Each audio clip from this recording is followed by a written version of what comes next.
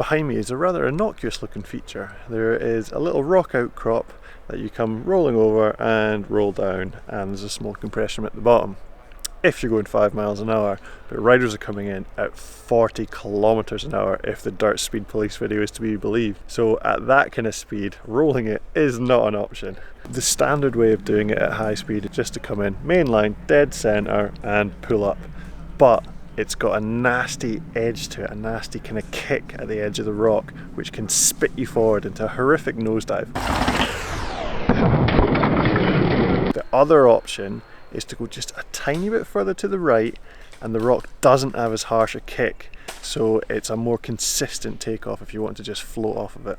Just before the kind of edge of the lip, the edge of the takeoff, there's another small rock that you can actually preload into and pre-jump over the rock.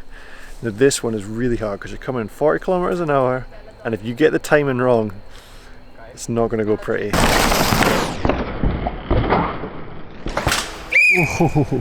Once you've got your takeoff dialed, then you've got to decide what you want to do about the landing.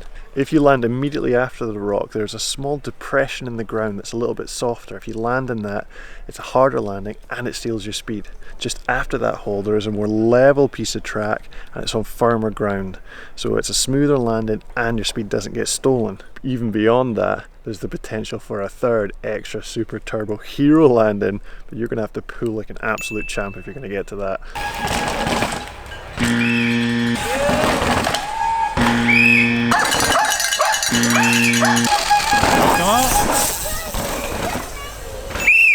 Yeah, G.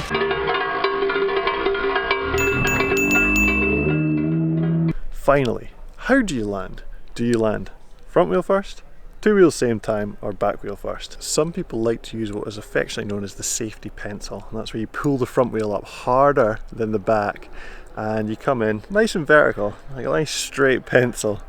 And if you land like this with your weight behind the rear wheel, you can actually guide the front wheel down, make the landing a bit gentler with the front wheels. It's like what you would do in a trials bike. The two wheel at the same time landing is consistent, it's centered, it's controlled, but I'm honestly a fan of the slightly front wheel first. I find it just gives a little bit more control. If I'm a little bit squint as the front wheel touches down, I can just steer it back straight and just get things lined up.